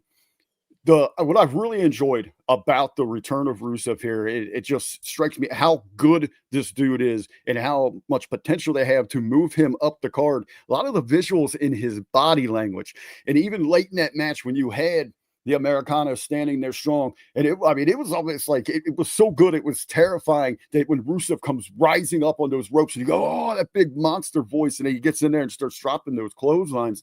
You pointed that out too. I love that there. I love the growth here. Now we are getting the full go with El Grande Americana and El Minis Americanos. I love that they're bringing all these guys in here. The match itself, I did enjoy that. Again, a bit of a predictable outcome for me. We're looking at the #1 contendership. As I told you, even going back to that Battle Royal when Dom eliminated both of them at the same time was very foreshadowing that we're going to get a triple threat. And I think that's good. We're going to get that at Saturday night's main event. They always talk about the champions at a disadvantage in triple threats. I love this for Dom because now he can kind of use those two to play off of each other to employ his underhanded tactics to steal another win and move on with that championship. Yeah, I think the problem I 100%. have with it though, Rick, is that they just did the same old how they set it up. Up, we're gonna have him interfere. Up, Adam Pearce is gonna get mad. Up, guess what? Yep. It's a triple threat match now. I mean, the whole setup of it Predictable. was very predictable. Yeah. No, you're Yeah, right. It's true. I agree with that, but there are some things in wrestlers, only certain ways to do some things here. And it makes sense, to go out there, get I mean, they could have had Rusev and Penta wrestle to a time limit draw, and then now you're forced to put, two guys in there. I think that would have just been a little bit different. Like AEW does those every now and then, but because we don't enforce or recognize time limits in matches, and then when they suddenly appear, it seems weird because AEW won't even mention it. And then during the match, like, oh, we're out of time for the match. Like, never mentioned that before. But now that it's a convenient thing, I did like one of the things I do like here is that he is employing an outside source. He's getting the hired guns. So Dom is like washing his hands of it. Like, I love the thing. He's like, oh, I never cheat. I never do anything wrong. Yeah. And even when Pierce confronted him to tell him it was going to be a triple threat, he still no selling that. Like, I was just talking to these guys about how wrong it was for them to do this. Asking them, why would they get involved in this match? I didn't have anything to do with this. From that side of it, I like the Dirty Dom, where they're playing with him, but he's so good at what he's doing right now. He's killing him, man. It's just crazy that it's Dom of all people, but good on him. I thought, maybe though with the triple threat, maybe to add a little more intrigue to this one, what kind of would have been cool is who was it? I know Jericho was involved in it, maybe Kurt Angle, maybe Benoit, but remember when they had the Intercontinental and the US Championship? Like one fall was for one fall was the other. Right. What was it called? I know what you're talking about. Yeah, but maybe it would have been cool. Maybe they did something like that. Like the first fall was for the Intercontinental Championship, and then the second fall for the Mega Championship. Oh, what was that thing called, man? When they do something similar. Anyway, I'll come back to me eventually, but I know exactly what you're talking about. I'll be cool with that. It's kind of like a gauntlet match, but not a gauntlet match. No, it's all three of them together. Right. I know. Like if you get the first fall, you win this belt, and then there's another fall with all of you, and you win this one. So within a time limit, whoever has the most pinfalls, basically. No, it's not that. It's just a pinfall. Like if if you got both titles, Jimmy, and it's the three of us in a match. Oh, okay. So one of I pin you first. I get the first pinfall. I pin you. I get the IC belt, and then the second one, Matt pins you. Then he gets the Mega belt, and you're left with no belts. Damn, that's harsh, man. If they do that, but yeah, no, absolutely. Nevertheless, I do think I can't see Dom losing his belt just yet anyway. Come the weekend, I think he'll be fine. But like I said, the match was fine. We did see, the Americanos. I don't know what you want to call the three of them as a team. But even with, and I was saying this on the watch along week before we move on, I feel like they're still like, I don't think they know what to do with Grande Americano or any of the Americanos, the minis, whatever you want to call them. I still think that WWE is just they're henchmen. That's what it is. They're henchmen right now. They're not right. Not everybody has to move up the card for like championship opportunities right now. The gimmick still has life to it. It's involved in both, here in North America and in Mexico. So there's a lot with it. Not everybody's got to be rapidly moving up because when you move people up, you got to move people down, Jimmy. Right, unfortunately, that's true. And Bruce, I do remember WrestleMania 2000 is probably the worst WrestleMania in the history of WrestleMania, possibly. Yeah, and that's also when I don't know about that. Was it Angle, Jericho, and Benoit? Yeah, I thought I saw it. They also had the Fatal 4-Way main event as well for the World Championship that same year in Anaheim, no less. If my memory corrects me, I'm pretty sure it was in Anaheim. But anyway, get the flying V. It was a bad freaking WrestleMania, that one. Zane's right, though. Mexico is North America, Jimmy and Rick. I would count it like Central America. I know. I used to count it as Central America, too. No shit. But I never brought that up. But yes, North America. Officially, it is North America. I didn't bring that up. Who brought that up now? I said it. Oh, it was Rick. Okay. Well, anyway, let's see what happens there. There's only one America, and that's the United States. The rest is just a piece of shit properties around. Canada's part of North America too. So who else is part of North America? Did you say Canada? They are, but they're not Americans. They're not. They're Canadians. They're Canadians, exactly. Anyway, so after that, we go to a no contest. Like as I said, But next, we see the Vision up backstage. Bron Breakker says he trusts Paul Heyman, but they really should have been in the Battle Royal last week. And they should have come down there and kicked ass and taken over. Heyman says he loves the idea, but there's a consequence to it. And it'll have exuberated a pissed off Adam Pearce, who could have made it his real life mission to keep them away from the title. Heyman says whoever turns out champion after Saturday will show up as a victim on Monday Night Raw. And the only one who can stand in the way of that is LA Knight. Bron tells him to go to Adam and get him a match against Knight tonight. And Heyman says he already has. And that's that, as they kind of all laugh and smile and whatnot.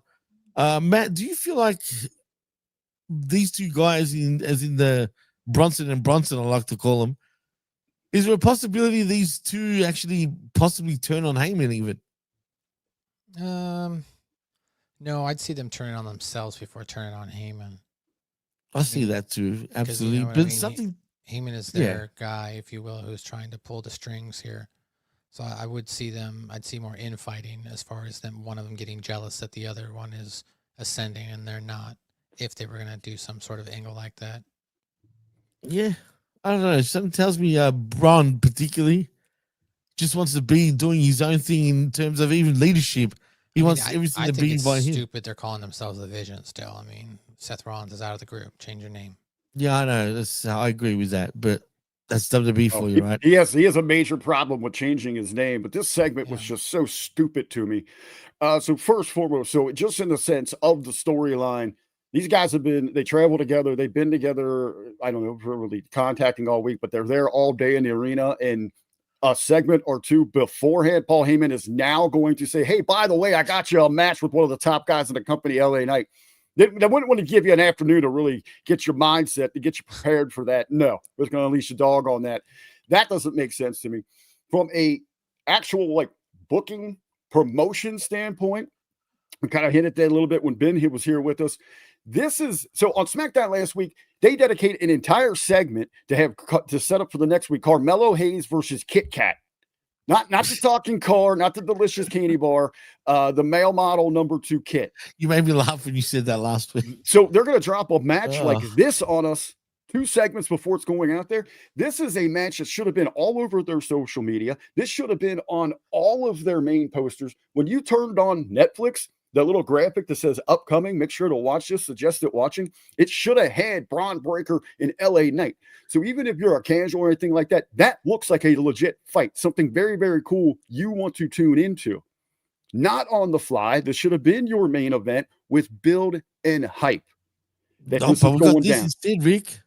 Well, this is your main event. I understand you're going to have that there, but for a match standpoint, why wasn't this announced? Yeah, I don't know why it wasn't announced. I agree. As the main event. Instead, we got the women's tag team championship. That's bizarre. It is totally bizarre. Even Barrett, was saying this is the main event, but not the main event. If you know what I mean. It should. Well, main events, it's just a modern thing where main events we think are the last thing. The main event is what draws you to a show. Absolutely. And maybe with the WWE, and I would have to go back and look at where it's at opposed to what else is going on, because you're up against competition. Obviously, from Monday Night Football, the Kansas City Chiefs are a draw. Maybe possibly was that reason. Maybe they ran this during halftime. I don't know where they lined up. You're also against the World Series. They might just know by 10 o'clock, people are tuned out. That last segment isn't truly where your eyes are at. But this should have been a focal. This should have been advertised on social media, hyped up, not almost as stupid as Heyman only telling Braun 2 segments before is even stupider for WWE not to tell their audience about this match. I agree. And as Tim Cooper says, great point, RBV. Cruz thinks LA Knight is buried. He's getting buried. But I don't think that. He's still made dude. He's wrestled the most matches in the company television matches here for the year. So he is over like that. But you do walk that thin line of when does the audience just tune out. That's what I'm saying, man. I said this on the Smack Attack, I think, with you and I, Rick, when I said, how close is he getting to becoming Dolph Ziggler, basically, where the fans just end up turning on him because he's just a loser. And we'll get to that in a moment, but because we do end up having a matchup, but we'll get to that shortly.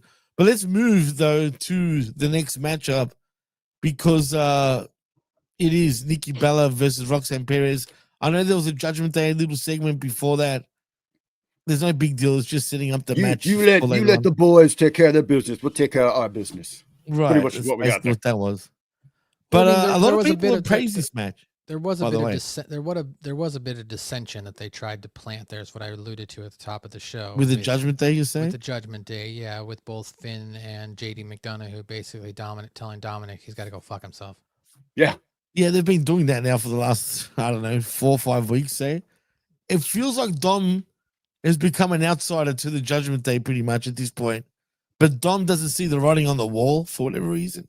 Properly. It's like he's in denial sort of thing. Do you know what I mean? But then again, he has been doing his own thing also, so maybe he's not as dumb as he looks. But this is the Judgment Day thing. I'll just either end this shit already or I don't know, man. But then again, every time we all say that, they just become they're around even longer. And they have invested money in them. They've got a new theme. They seem to have new logos. So I don't know what they want to do with these guys. New T-shirts, but new T-shirts, right? Yeah, I think it's going to be a little bit. Yeah, you're going to see the dissolve of Judgment Day come at the hands of the return of Liv Morgan. She's going to be the one that actually, when her return comes, that'll break that up. Pitched an awesome angle for her return over on the 10 count, which I'll be uploading as soon as we're done here with this record, so you can check it out here on the platform. But the match itself. Ben already gave a little bit of praise there. One of Nikki Bella's best matches. I think that ultimate compliment goes to Roxy. She can work with any style. Anybody she's out there with does a great job. Just put over LA Knight for having the most matches this year on television. Roxy's one behind him, so she's second there for matches. These guys did a good job. Match goes a little long. Do want to put over. They might have something big coming for her. Nikki Bella looked amazing. She gets better looking every time she goes out there. She looked like she's toned up. She's hitting that gym probably a little bit harder right here. So it tells me either that they've told her creatively, we've got something for you. Get geared up for your turn you heel against coming up with Stephanie. With Fakir, get ready for that. Or she's got some outside project coming. But that she toned up. She looked damn good in there. One of her better matches. I think she's feeling that energy that she's getting to get in there and dance with some of the best talents on the roster here, giving back. Good for her. I don't know. I still do not agree with the friend pairing with her and Stephanie. I think the end game by the end of the year. Hey, Nikki Bella, how much we talk about the ribs and we talk about you got to get those deep cuts in. Could Nikki Bella be challenging for the women's title on the undercard for the John Cena farewell show? Oh, fuck. I wouldn't put it past him. That's some salt in the wound right there. This is John's big moment, his retirement. We're here to celebrate his career. Hey, but on the undercard, Nikki, you're going to go out and challenge for a championship. What assholes, man. Straight up. Like, if they do that, that is crazy. But you're right about Nikki, though. I'll say that. You know what else I've noticed? She's improved every week, too. Like, every match she has, she seems to be getting better.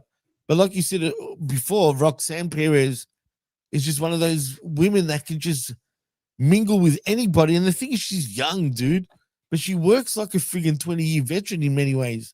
She just gets it. She knows how to work anyone with any size. She's just that good.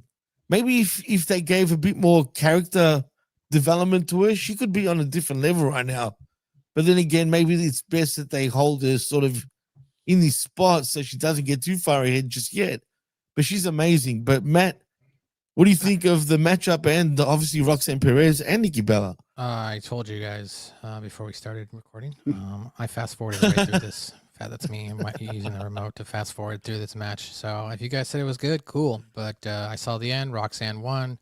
And then the other chick, the big chick, who's Raquel.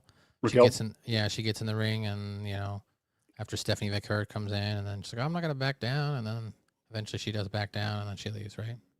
Yeah, that felt like a big deal too. It got me a little hyped. Like to see, I would love to see a matchup between her and Stephanie Vickert. Which I was confused. I thought that they were going to go to that match next, and that's what we get advertised for next week. Because you had mentioned like, Jimmy, why aren't they going at it? You said, why aren't they going at it? I said, hey, they're giving us the illusion. We got to tune back in. Don't give away the violence. We got to come back for it. But they went ahead and announced next week it's going to be a tag match between the two, not a singles match that I thought we would get. I don't know what to say to that. It's weird and stupid. David Hawley thinks Nikki Bella is about to turn heel, so I don't know. I think that's where you go with it. I think that's why she's like toning up herself. She's looking better than she ever has right now. She's going to be firing all those cylinders, and kind of by nature. I mean, Nikki is one of those personalities that's unlikable. Yeah, because look at it. I mean, look at her song. Even just you can look, but you can't touch. You know what I mean? Like that just says it. That says it all. And she really is into herself, man. Heck, if you listen to her podcast, If I look like that, I'd be in it myself too. I'm going to be public. What is she, 43 at this point, and she looks like $1 million? I mean, I can't, you can't fault that. She's looking better than ever. Heck, she doesn't even look like she's aged, really, right? Bitch knows told me when I asked her out on a date for Skyline Chili when SmackDown was in town. Well, you know what? Apparently, she's been screwing a younger wants dude. To eat Skyline Chili. I'm just saying. He loves Skyline Chili. Maybe she misunderstood me when I invited her out for a 3-way. Oh, I'm sure she got the gist. Well, does she want the gist, if you know what I mean? Oh, anyway. Oh, well, yeah. Shout out to Nikki Bella, I guess, right? Anywho, yeah, let's move on. Post-match Judgment Day go to Nikki, but this time it's different. Anyway, we already said that. Next, we see Asuka being upset because they deserve a title match, and Lara and Bailey are cutting in line. Valkyria tries to explain herself. Asuka yells at her in Japanese, and Lara pleads for her not to make Asuka upset. Bailey then rolls up and gives Valkyria a matching jacket and tells her the tag match is a gift, and Lara admits she's never been in the ring with either Alexa Bliss or Charlotte Flair. This puts the fear into Bailey, and she asks, what if they lose? But an excited Valkyria asks her, what if they win? And then do a funky handshake. Oh, isn't that cute? Boys, do you have anything to say about that, or do I just keep moving? Keep moving. Keep moving. Keep moving? Let's keep moving. Well, next we see Big Jim Uso once again. And he rolls up on his brother to yell at him for saying it's just him now for eliminating him last week. Jay tries to play it off like he was just trying to take LA Knight out, but Jim isn't having it and berates him for only thinking about himself and tells him if he really believed in himself, he wouldn't be so scared of finding out how it goes when it's them fighting each other. Jay just walks off, he's like, I still love yous and whatever. As the Vision make the entrance, I'm not even going to ask you guys for that. There's no point. We've already spoken about it enough. But that leads us to the Braun Breaker versus LA Knight match. And I thoroughly enjoyed this match, but I just felt like LA Knight needed a damn win, man, at this point.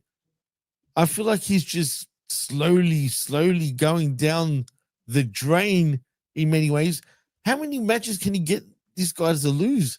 He's starting to look a little frustrated, Rick. Or is it just me? I think the opposite is you here.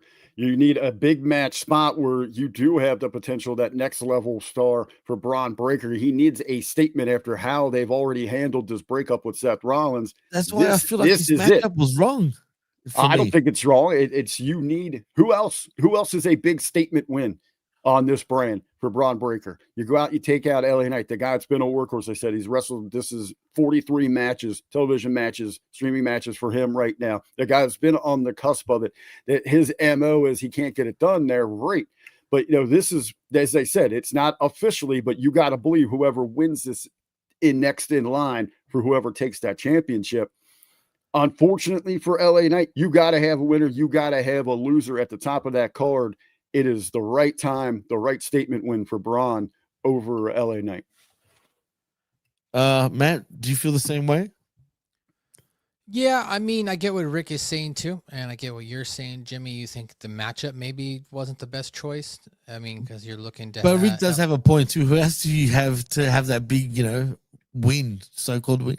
I mean, that's what I was going to point out too. I mean, are there other people on the roster that they could try and just show that Braun Breaker is a man who can go through anyone, and it doesn't matter what size, skill, wrestler you are?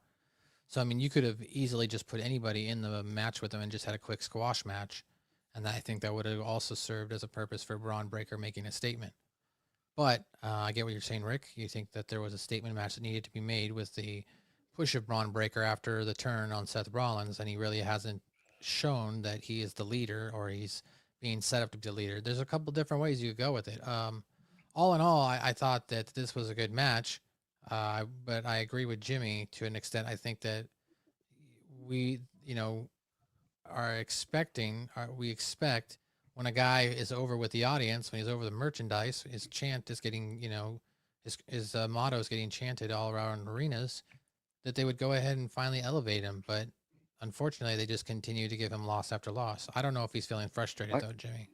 After talking it out with you guys, maybe the better option, and especially if you're not going to advertise, like I was talking about, like I was harping on, this is a match you advertise, not just on the fly. But if you're looking for a big statement win against a big, tough son of a bitch that is a made guy that has championships, maybe not the hottest right now, this probably would have been a better use of Sheamus on this show than putting over absolutely. McDonough. Exactly. Great one. That's a good point, Rick. You could have had Braun come out and just beat up, a big brute, that guy that can go out there and throw with anyone that's a former champ. Absolutely. Like Sheamus, especially if you're doing it on the fly and you're not going to take the time to advertise LA Knight versus Braun, properly promote it to bring eyes in. This would have been a much better use of Sheamus in this spot than we saw against Phil McDonough, or whatever the hell. Phil Donahue. He's talking about the old talk show host, Phil Donahue. Yeah. That's a good one. I like that. So Braun Breaker. But yeah, no, that's a good one. Sorry, Matt.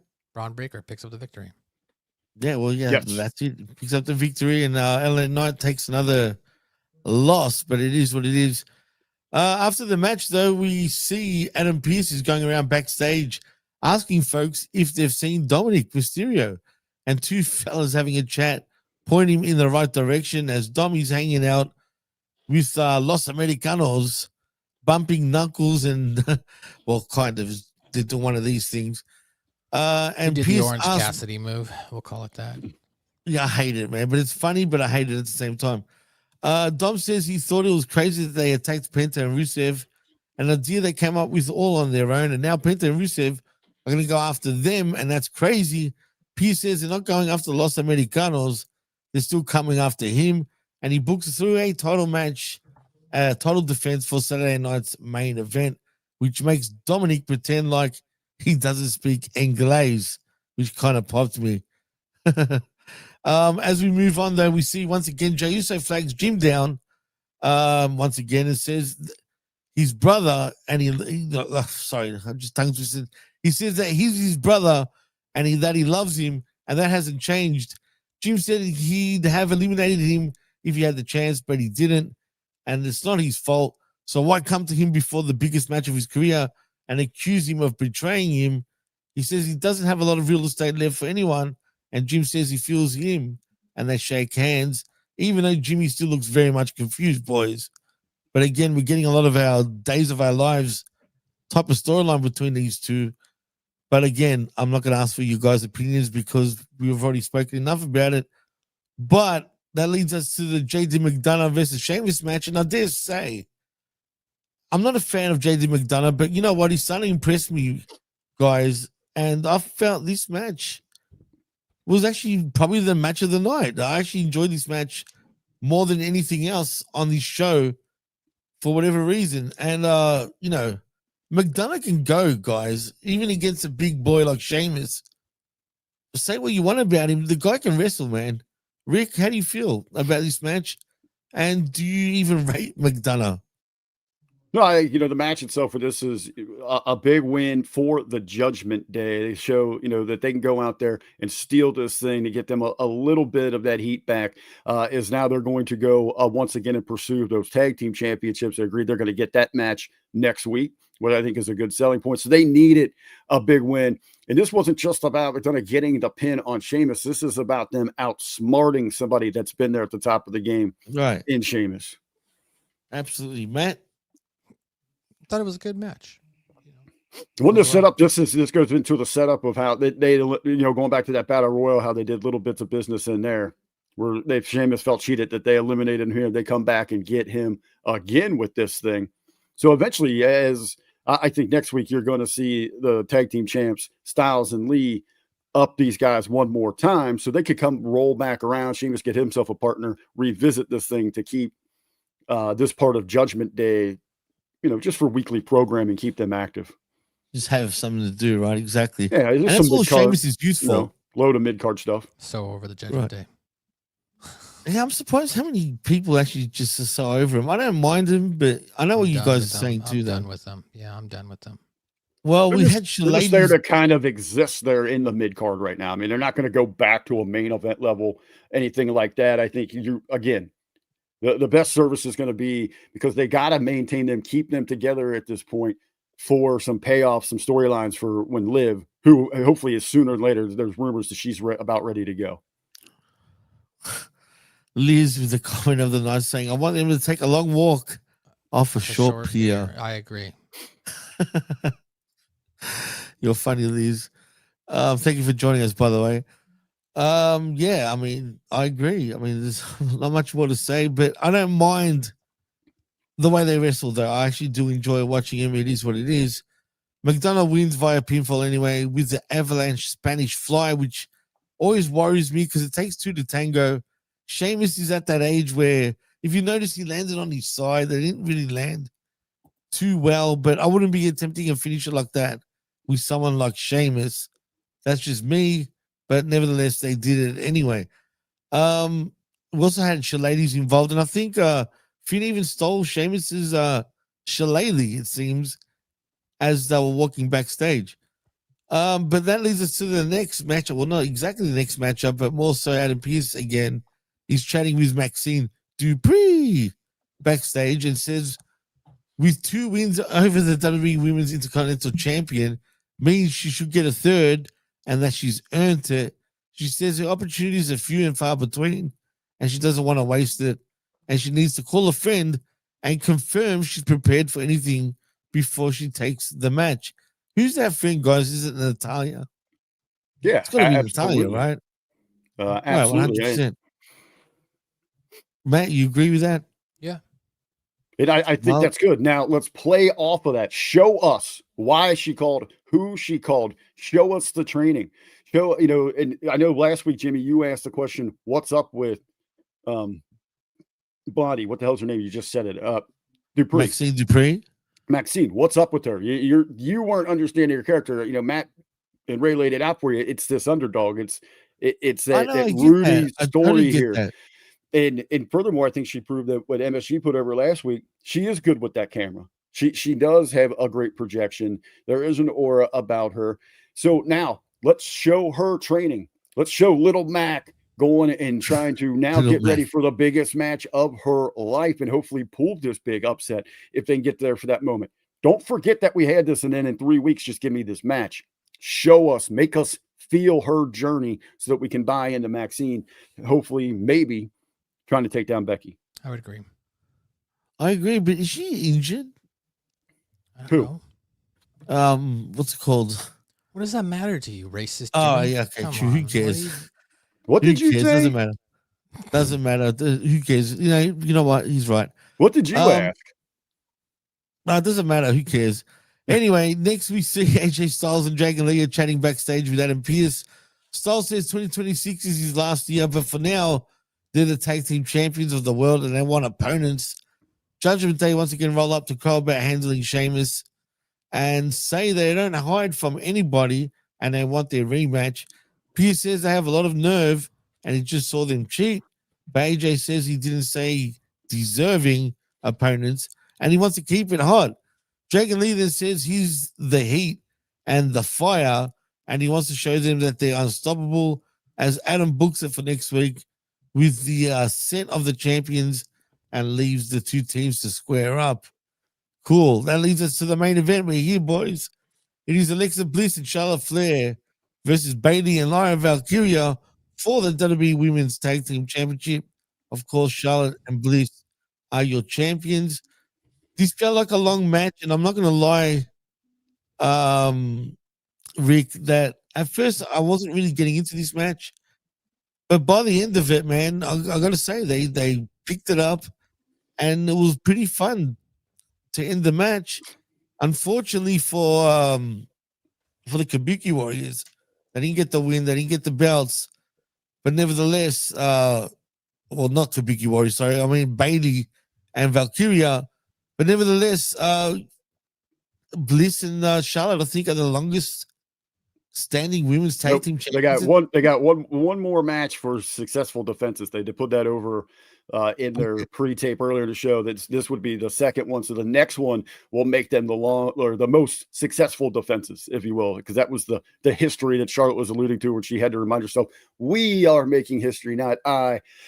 When they announced that they were coming to Raw on SmackDown, as I told you, on Smack Attack, I was excited for that. We're getting that crossover. There is some intrigue. There's a lot of talent that's involved now at the top of this women's tag division, which is a good thing, especially because the men's on both brands, abysmal, embarrassing when it comes to the tag wrestling. But I felt disappointed. Especially if this is going to be in a big spot like this. They highlight it coming in to take on Bailey and Birdie. And I thought the interaction throughout the show was lackluster. I wasn't hyped for this thing. It was just girls doing just stupid girl childish interactions. Yeah. And as we talked with Ben was here, we get the Oscar vignette to celebrate 10 years. Wrong move. You're cutting She's a the fucking heat. heel. You're Right. cutting the heat from one of your top heels. Exactly. Don't try to give us any reason to celebrate, to cheer her. I wasn't even, and Asuka's so good at what she does. She is on another level right now. She is in the top 1% of the talents in this company when it comes that are getting it, hitting on all those cylinders. But here, I didn't like the interactions that she had with those other teams through this thing. I would have liked to have seen a much more vicious attack at the end, just decimating everybody. So again, this is where we go back to creative is only hitting at 25%. I agree with that. That's a good point. Matt, how'd you feel? Fast forward. I fast forwarded through this match. That's another thing there with it that Maddie's kind of getting to. Once we get to past that 2 hour mark, and now we're at 2 hours 15 here, you're just wanting these shows to end. I know it's pretty full on. I agree, man, and it's hard to sit there for 3 hours and literally concentrate on the whole damn thing, especially this Raw, which is unusual because usually WWE don't get the. I don't want to say that, the way the structure of where they place their matches wrong, but this Raw just felt like a mess in terms of match placement. It wasn't organized match placement, useless backstage segments. I mean, you trim the useless fat. There was a lot of backstage I like chewing bullshit. the fat on my cousin meat, but cut this crap out. You could have people wanting more, be more effective, and really run these shows in about 90 minutes instead of going over that 2 hour mark. Yeah. Agreed. Yeah, and that's another thing. Some shows, they go around 2 hours with Raw, and then some shows that want to drag it on, but there was way too many backstage bullshit, like a lot of it, and it went for quite a while. But that's every WWE show. It's their format. We're going to talk about this tomorrow at Halloween Havoc. They're running stupid backstage segments to set up stupid matches for their Crap Tuesday show and Evolve, which no one wants. I don't even know where the hell you watch at Tubi. Who knows? Don't do it on a pay-per-view. Preach, Rick, please preach. And Frank, what do you mean by apartment wrestling shows? He wants us to review that. Yes. What's that? But anyway, but yes, they have been phoning it in, and Pornhub has fun wrestling shows. There you go. do. I watch some videos sometimes. The guys and the girls, they just wrestle around and you end up with a dong in your mouth. I can't. I'm not going to do that. Pornhub makes you identify with an ID now. That place. What? Yeah. Really? Yeah. Doesn't mind just asking if I'm 18. Yeah, No, me too. then maybe I live in a state that now makes you do it. But I checked it out because I saw Texas did it too, and it actually Must makes be you damn wanna, Connecticut. It makes you want to upload a actual identification to prove you're 18. Connecticut. I'm like, no way. Connecticut. Oh, No yeah. way. I wouldn't do that. So I don't use those sites anyway. I'm just giving. You're you doing shit. it wrong, MSG. Or That's so, what's yeah. in- MSG allegedly heard. No, I tried going to the website. And it didn't work. Allegedly. I just wanted to see, my own being. I was like, really? I was like, they're making you upload your ID now for watching porn. And then I went there, and it was true from my state. So. Oh, man. You open up my browser on my phone, the first thing it goes to is Pornhub. You got it saved as your. Yep. Pornhub, PayPal, or ESPN. Oh Oh man. my gosh. All right, Jimmy, take us home. All right. Anyway, that was Raw. Like I said, Charlotte and Bliss retain their belts. Frank says no false finishes, Jimmy. That's a good one. Sorry to say. But anyway, enough of your freaking shit talk over there in the chat, guys. Come on now. You're throwing me off. But if you guys had to rate this shit before we go, I'm going to imagine Rick's going to say 1 out of 5. Nah, I'll give it like a 1.5, 2. Again, it's just this format is so bad, man. It's just where's the energy? We're only hitting at 25%. It's like, damn, the ingredients are right there. They're in the kitchen. They're ready to go. You just don't know how to cook them up. Right. No, I agree. Matt, how'd you feel? Are you going to be on the one side, 1.5, like Rick said?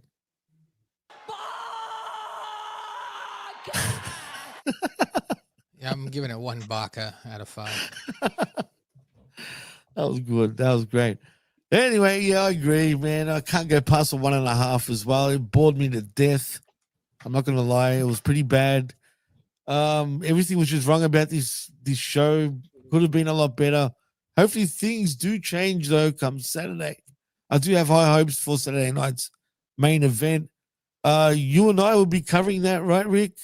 Yeah, we'll be and again, it's not on live. They cut it from prime time, so it's just on the Peacock. Hopefully they try to stick to about that 2 hours so we can hit it just a little after 10 p.m. But we'll be back with the breakdown, the review from all the fallout, the hype from this week's Saturday night's main event. I'm looking forward to that. Usually the shows are pretty decent, so we'll see what happens there. So look out for that. So in saying that, guys, I'll start with you, man. Tell them what you're up to, what you're doing, and where they can find you. Yeah, you can check out my podcast at South Park Pod on all podcast outlets, at South Park Pod on YouTube.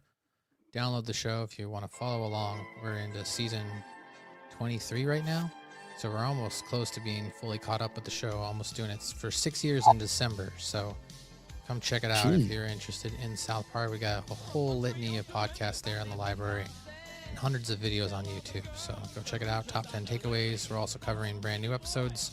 I've been a little lazy, so I haven't uploaded the last review. But, there's a brand new episode coming out tomorrow night. So hopefully in the next week or so, we'll get out some reviews for that as well. So Nice. As David Hall says, I need to bring back the underwear taker. You're a character, Dave. Rick, tell them what you're up to and what's on the menu at RBV Eats. Well, you saw that big breakfast I had this Nice, morning, sorry. brother. So I'm about to go make another appearance on my toilet. But yeah, the Undertaker, Nikki Bella, watch out in your locker room. The Undertaker might be making an appearance there, but wait, go check out. Go check out. It's available. Matt's uploaded it there. It's available on the channel Attitude, or we still got it up on our YouTube page. Rip Rogers on the Monday Locker Room yesterday, man. Nobody does it like Rip.